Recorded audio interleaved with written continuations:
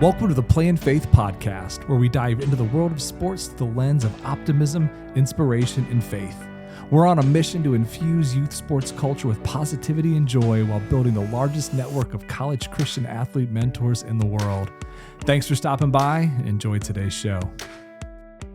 All right. Hello, everyone. It's Coach Chris from Play in Faith, and I'm excited today. We have got Chad Briscoe from Grace College here, the athletic director there, to share some fantastic messages with you today. So first of all, Chad, how are you doing this morning? Chris, I am great. Always good to be with you. Thanks for your time today as well. Fantastic. Well, thank you so much for doing this, and I know you've got some wonderful things to share. So you've been at Grace College for, I believe, 17 years now? Yes, Chris, it goes fast. It goes fast. That is crazy. That's a long time. You guys have accomplished some incredible stuff here.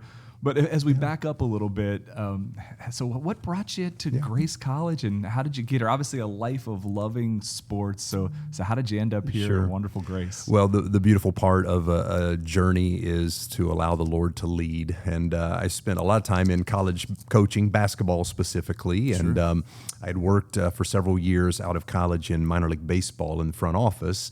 And when this job came open, my wife is from Indianapolis, and at the time we were living near Pittsburgh, and we were wanting to get back closer to home. And the AD job opened up at Grace, and came and interviewed. And next thing you know, the Lord opens the door, and here we are. And so grateful for the ministry work that Grace does and for the opportunity to serve, and of course, mission-minded that fits my two passions of spiritual growth and athletics, and those two worlds colliding every day. So it's a great place to be able to do ministry and Christ-centered athletics. Nice. Yeah, it's certainly a unique, Grace is a very unique place. Mm-hmm. When you deal with college athletics and the kind of that intersection of spirituality, and obviously you guys are doing this at a very, very high level. I knew I'd have to prompt you because you're not going to say it on your own, right? So Grace has been stacking national championships since you arrived. Not really before, but since you've arrived. Some before. So yeah, I think it was two before in 20 cents. So let's give you give you some flowers here.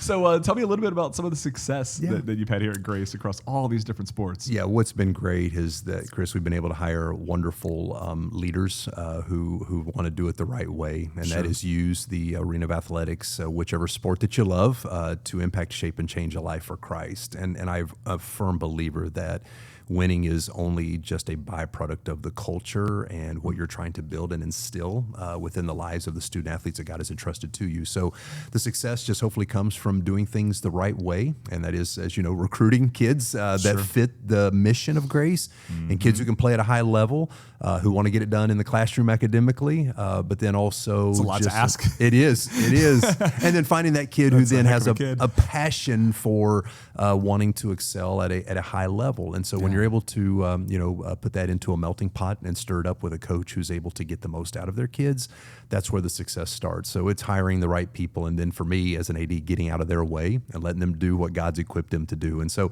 it's been fun to watch the growth of our programs and to see the success of those programs. And again, as we've always said here at Grace, and as I mentioned, and when we first started having some of those successes to my president, Dr. Drew Flam, that it's just a greater platform for us to know Christ and to make him known to the world. And so that's our desire. It's our desire.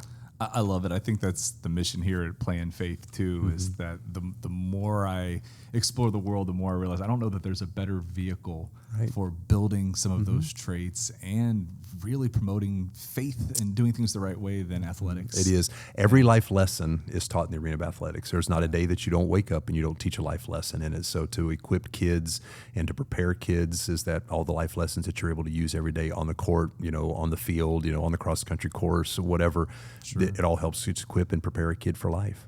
So you guys are doing how many sports here? We have 19 varsity programs. That's what I thought, and I know national championships. I know they've come in a couple different sports. I know women's basketball for sure. I got two little basketball players, so we've 2024 watched many of those live, and obviously you guys do an amazing job. So quick shout out to you all with your camps. Oh well, thank you. I feel like I should probably get a dorm here. I've been driving back and forth the entire summer, both my daughters with basketball and volleyball camp, and I passed this compliment on to your basketball coach as well.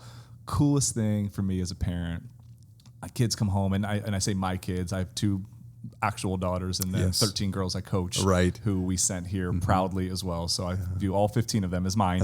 And I asked them, what did you get out of the camp?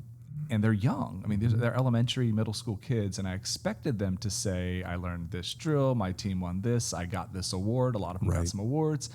The coolest thing, they came home and they said, my counselor or my coach, KT, did the best devos. Wow, how about that? And that was the first thing out Praise of my the daughter's Lord. mouth. It was a devotional. And to put your schedule in context, they're up at 7 in the morning. Right. These devotionals are happening at like 11 p.m. So it's 16 hours into Full a day. day. And the highlight of their day was the devotionals. So Praise the Lord. Yeah, thank you guys. You're definitely doing it right. Yeah. So obviously you've spent the last almost 2 decades, here at Grace with a ton of success. Now you played some ball growing up too. I did. This is something you very rarely mention and just kind of sneak it in there. So tell me a little bit about your college playing, or high school college playing career, and then even some professional ball, correct? Sure. Yes. Yeah. Grew up in Southwest Virginia. Played for the Hall of Fame coach Bill Pope, who's actually still coaching high school basketball today. Wow. So I'm really old, and so that means he's been doing it long time. So he's in the Virginia Hall of Fame and all-time winningest coach my high school, and played for him. Had tremendous success there that he built.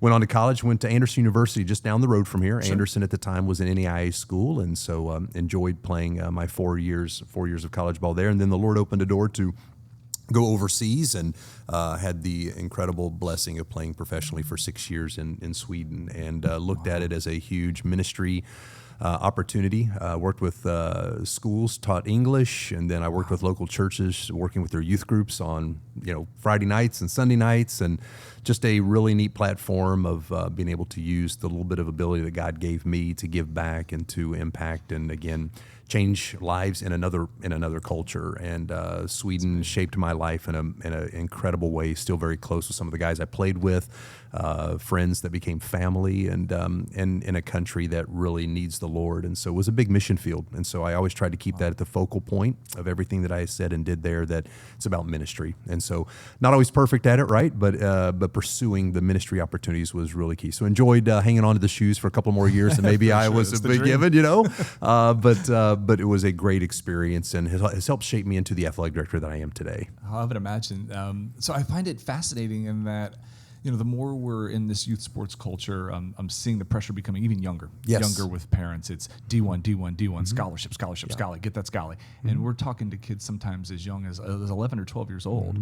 And Anderson, you said it was NAIA at the time, right? Yes. It's still not a Division I it's D3 program. now. And then here at Grace, one of the most successful Christian college athletic programs, but not Division I. Right, correct. Which is sometimes being just pumped and pushed down young people's throats. Played 6 years of professional basketball, cashed a check. Sure. So what's that experience like? It has to be an interesting transition where to go from an NAIA program to that level. Right, yes.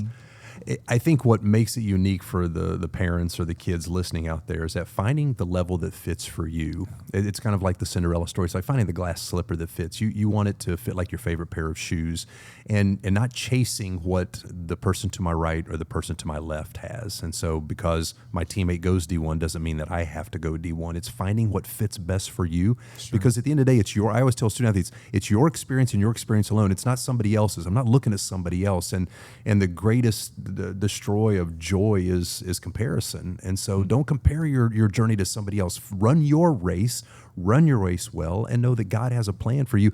And whatever level that is, enjoy it. It's not like the game of golf where we get this mulligan. I can go do it all over again, right? I got one shot at it. And with the world of transfer portals and those kinds of things, it's just kids trying to find where I fit. And it's that part of not comparing myself to somebody else and finding what fits best for me. I love it, right? Comparison's the thief of joy. That it's a hard trap to avoid.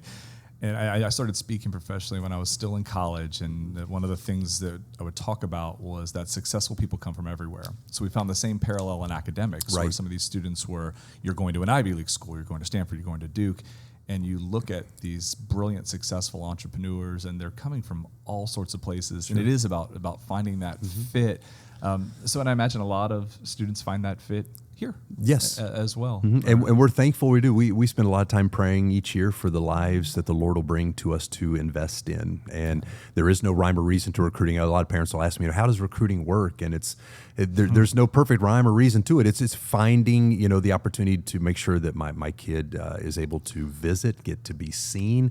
But at the end of the day, the part of just knowing that God will lead and guide and direct your path, allowing the Lord to do that, is a fun thing to watch unfold. So yeah, we enjoy the recruiting process. It's a fun part where you get to really invest in lives, get to know parents, get to know kids, and then really share with them what God is doing here. And here's the thing, you and I both know, I mean, Chris, you and I can hop in the car and within an hour and a half here, we go visit 6 or 7 wonderful Christian institutions that are all nestled in northern Indiana. It's a great place to live. And it is. And so the part of like, man, we are all wonderful institutions, but we're all distinctively different. And I always tell parents is that, you know, the part of like, when I watched The Wizard of Oz for the first time, I wanted to know what was behind the green curtain really fast.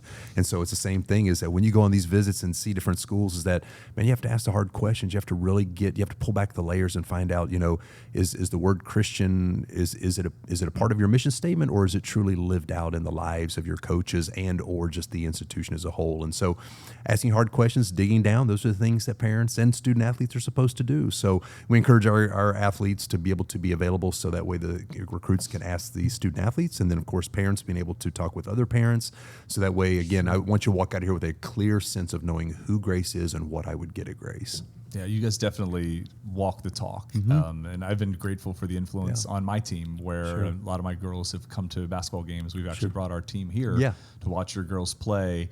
And this last season, it was before our first game, and asked our girls, would you like to pray together, right? I mean, we're in a public school, so we need a little permission and a little runway to do that. But I knew where most of them stand, and they said, Coach, we want to pray. And we were in the locker room, and they said, we want to do it on the floor. We want to do it on the floor. And I am pretty sure they got that from here. Right. So cool moment as a coach. Amen. And just some unbelievable kids.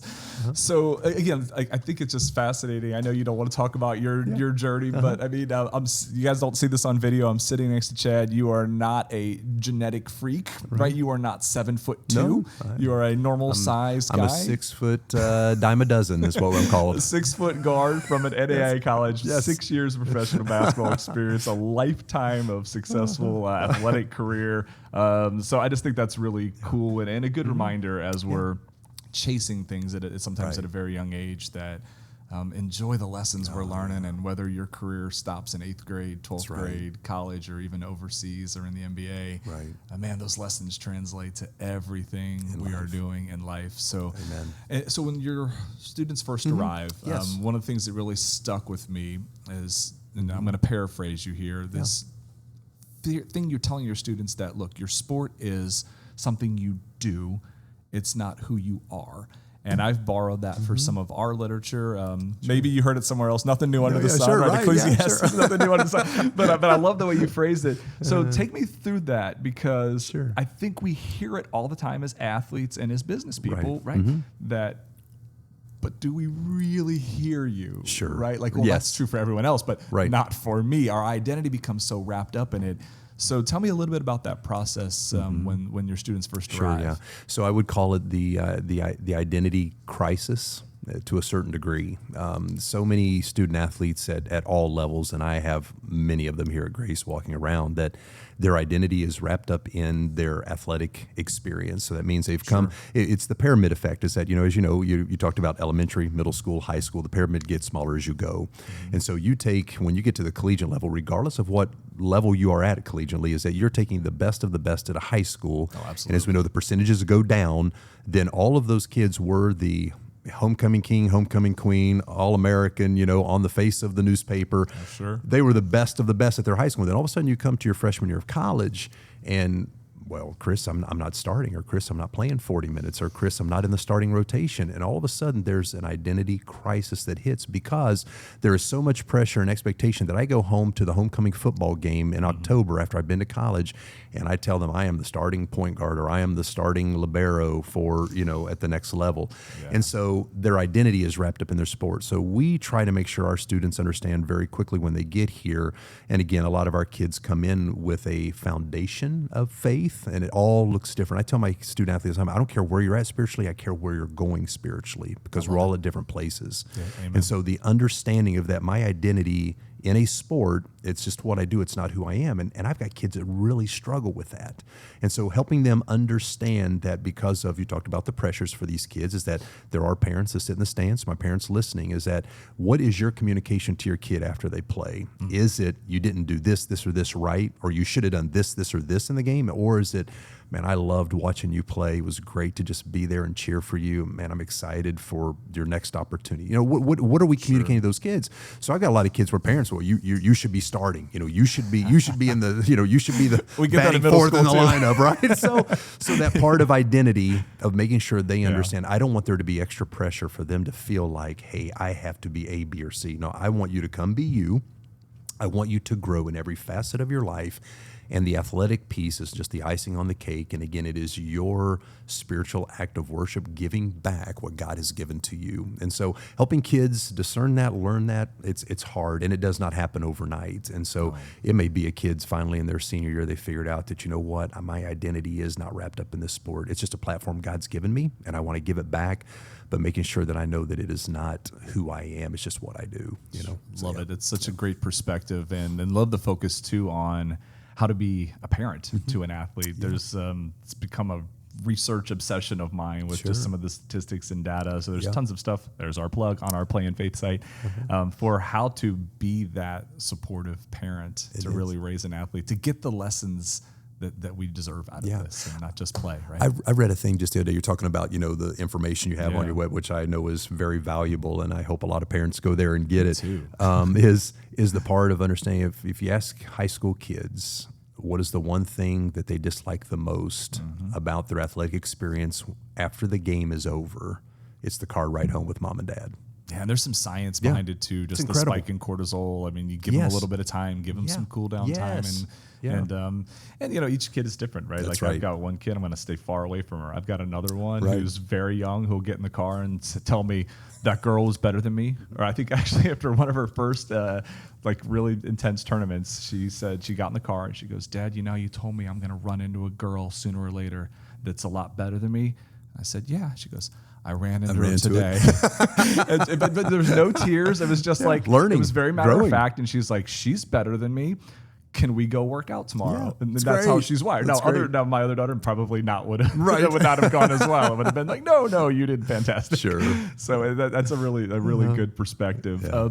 So this one's a little off book, but I'm just curious. Okay. So obviously, we are making Christ known first at Grace, and in the sports and everything else is second. But we look at this total package of our athletes, where they've got to be standout athletes, they've got to be exceptional students, and this is a Christ-centered mission here. Do you run into some recruits now that your programs are so successful, where maybe that faith part isn't part of their high school life? Obviously, they need to be very open to it to go here. But have you had some of those encounters? And I mean, it seems like a beautiful part of the mission. It is. So the two words, discipleship and evangelism, are two words that go hand in hand when you think about the life of a student athlete, is that we have some student athletes here, that, and again, we back to the faith piece of that, students at different places in their spiritual journey when they come to us. I have some that born and raised in a Christian home, have some who may have found Christ at, Momentum Youth Conference in July one year, and I've got some kids that I just love what Grace is about. I'm open to learning who Jesus is, and I want chapel, and I want the biblical perspective in my classes. So I have them at all different ranges. So the discipleship piece is what we really desire at Grace, is that we can walk alongside of a kid, disciple them. And again, what my desire is that athletics is being used to do two things. One, grow you in your faith in Jesus Christ. And number two is to prepare you for life. And that means it's to launch you into the world. So if we are doing those two things through the athletic experience, then the athletic experience is being used for what it's supposed to. I'm not preparing you for a game. I'm using the game to prepare you for life. And so those two things go hand in hand. So then you have the kid who, evangelism, hey, I don't know Christ. Hey, this is really something. Whatever you're doing here is really cool and really different. I've never experienced it, and I want more of it. Is that we have those kids walking around too. What you love is the fact when you have 80%, 90% of your team is walking strongly with the Lord or growing in their faith with the Lord, right? I mean, I got 19, 20-year-old kids who are not figured out, right? Exactly. Sure. But man, you throw that new kid in who has not been in the Christian setting, and all of a sudden to be just impacted in a mighty way. Our coaches are baptizing kids down in the lake, and kids coming to know the Lord, and those types of things. That's what you want from when it comes to the evangelism side, is that you have kids who encounter Christ and experience Christ and then accept Christ. Then we're living out again that mission to know Christ and to make Him known. And so it's a balance, the discipleship and the evangelism piece. It is because again, we are a Christian college, and at the end of the day, I'm not IU or Purdue, and we want to be different. But it's also that part of where we evangelize to bring kids in here who don't know the Lord, that man, we want them to find Christ as well. So it's a balance, but yeah, we've got them from all full gamuts. But it's that part of making sure that every kid who walks in here, as you mentioned before, is that as a parent, there's 3 questions I want to know: who's driving the bus, who's on the bus, and where the heck is the bus going? So I always want to know. So it's the same thing for kids coming here. I want them to know what they're going to get here. Who you hopping on this bus? Where's this bus going? And what are we going to be doing? Right. There's some clear expectations. We want you to understand the expectations of what it looks like to wear the jersey that's got grace on the front of it, because it's not about you. And so we really hopefully focus on the part of understanding that I get to be a servant leader wearing this uniform. I think servant leadership piece is lost in the world of athletics today. It's all about look at me, look at what I've done, look at what I can do, and instead of, man, how can I serve? What does my platform allow me to do? And hopefully it is to serve other people, not to be served. Well, my favorite verse in the Bible, Matthew 20:28, the Son of Man did not come, to be served, but to serve and give His life as a ransom for many. And so we have to keep that at the forefront of the ministry side of what we're doing. I love it. It's beautiful. I mean, I think that's been kind of our mission from the beginning, in that, sports is this incredible dress rehearsal for life, to teach us how to compete, how to deal with the ups and downs, to be good teammates, to serve others, to be resilient. And I think even the line we use on our front page, sadly, that's not the experience that a lot of young athletes are getting. And clearly they are at Grace. So we went to 2 of your recruits. I won't say their name, but they're basketball recruits. We went to my daughters wanted to go watch a sectional basketball game. It was an incredibly tense, hard-fought game. Most of those kids were seniors. It was a 1-point game decided at the buzzer in overtime. And for half of those kids in the gym, their career is now over. Right. Yet you had a recruit on each team. There was 20-plus men huddled at half court, arm around each other, praying together, and just a beautiful moment of like, man, this is what sports could and should be.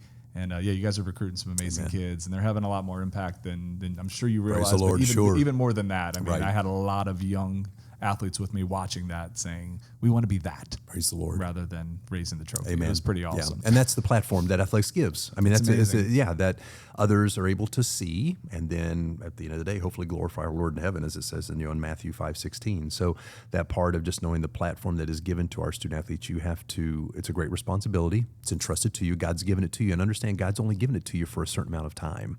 And what we do with that platform is critically important. And I tell my students athlete, understand that at the end of the day, the most important thing you may ever do as a student athlete may never take place on the field of athletic competition. Could be in a locker room, could be on a bus ride, could be in a dorm room, could be in the cafeteria. Is that the impact that you have as a student athlete? It's not just inside the lines. It happens outside the lines every day. Love it. So we tell our mentors look, we want to help our mentees become better at their sport, but really we're building better leaders. Amen. And building better futures. Athletics is just the vehicle to get us there. Exactly. So I imagine your coaches obviously embrace that philosophy as well. Sure. So you've got 19 sports here, lots of coaches. So obviously everyone's going to have a different coaching style. I love the idea. We can be demanding without being demeaning. Sure. Right? Being optimistic, positive, and strong in our faith doesn't mean we don't demand hard work and excellence from our coach. Sure. So how do your coaches walk that fine line, and kind of what are you looking for when you're bringing on new staff and new coaches? Yes, well, the first thing that coincides with that is the mission alignment. Again, you have a lot of wonderful Christian coaches out there working at large institutions, state institutions, where, again, your faith is not a part of the everyday either expectation or allowance to a certain degree. Sure. And here it's that part for me when I sit down with I'm hiring a coach, is that I want to know their spiritual journey, and I want to know how they are going to use their Christian faith and to then implement and effectively lead a student athlete and help them grow in their spiritual walk. So when I sit down at the end of the year and do coaching evaluations, a lot of people say, well, was it wins, losses, and all these different things, recruiting numbers. And the first thing I start with is their spiritual development plan. Every coach has to put together a spiritual development plan of what they're going to do from A to Z for the entire academic year, of how they're going to lead and invest in the lives of their student athletes. And that's what we sit down, and I want to see how they're going to implement that that? And then can they invest in a life? Can they lead a kid's life in a spiritual sense of helping that kid just develop? And again, back to, it's the dress rehearsal, preparing them for when they leave here. And so how can we do that effectively? And that's a word I'll use again, effectively, is that we all communicate, but can we communicate effectively? Sure. And so the importance of how do we lead effectively becomes critically important as well. I could care less, Chris, if you want to run a 2-3 zone or if you want to man to man or a 2-2, that part does not bother me. Still play zone in middle school. That's right. He's not allowed to do it. That those things I don't really care. I want a coach. The coaches are more equipped at that than I am. So, but I want to know where you're at spiritually. Can you effectively lead, and then do we live on the mission of grace? Here's the thing: I've got 19 varsity programs, and all of my coaches, I can promise you, Chris, they are all distinctively different. Oh, sure. And they all arrive at things differently. However, if you were to sit all of them down here today and all of them in the room, and you ask them, what's the mission of what I do here? Every last one of them would be unified in what the mission is of what we do. That's the thing that matters to me the most. Love it. You guys are doing an amazing job as well. So kind of as we wrap up here today, so we've got a lot of parents, hopefully a lot of youth coaches that are listening and taking away some of these ideas and gaining some inspiration from the content we're able to share and the amazing guests we bring on. We also have a lot of young athletes who dream of being on the floor that I'm looking at right now here at Grace, or playing even varsity basketball, or maybe the dream is as big as you, traveling all around the world playing professionally.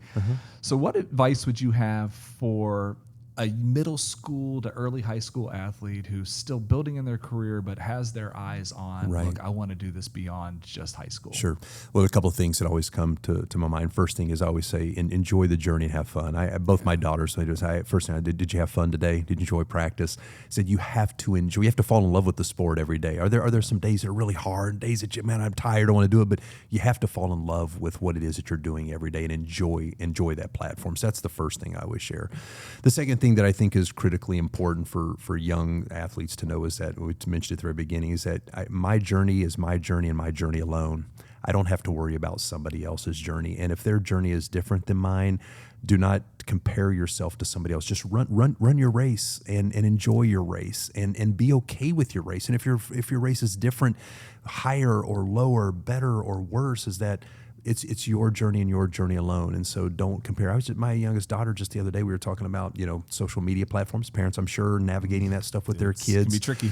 My youngest, we're talking this, she doesn't want Instagram. She's getting ready to go into high school, doesn't want Instagram because she doesn't want to compare herself to seeing what others do, or when others get together and do things. She's like, I don't want it, And so I think it's really important that as we help our kids navigate, is that their self-worth and who they are is not in what they see on Instagram or on a social media platform.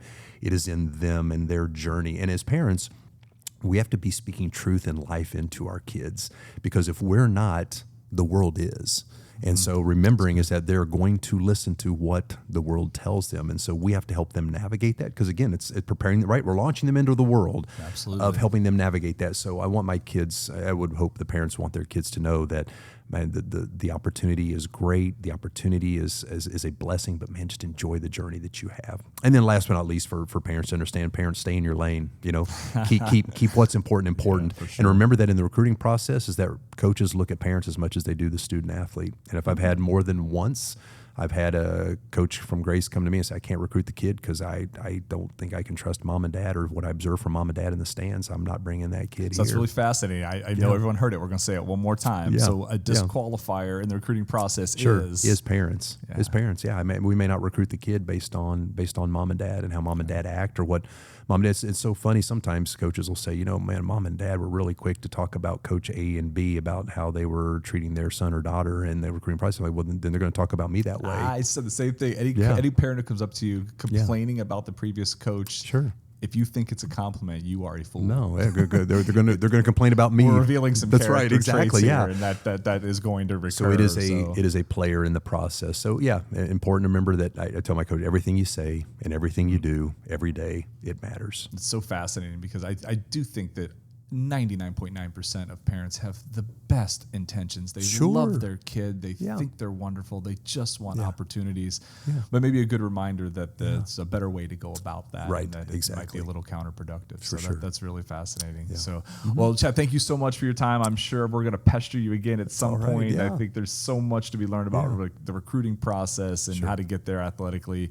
But thank you for your time, and God bless you. You're doing an amazing job here. Cannot wait to see what Grace accomplishes on and off the floor in 2025, 2026. And thank you so much for being here today. Chris, thank you, and continues blessings on your ministry work as well. Thanks for your impact of not only student athletes' lives as a coach, but also through your ministry work, and praying for your platform as well. Great to be with you today. Thank you so much. Have a fantastic day. Thanks for tuning in to the Play in Faith podcast. If you love what you heard, please take a moment to rate our show and share it with your friends and fellow athletes. Together, we can spread the joy and positivity that youth sports deserves. And be sure to visit playinfaith.com for more fantastic resources. We're on a mission to build a vibrant community of Christian athlete mentors that are not just a voice your athlete will listen to, but one they should. Until next time, keep playing in faith.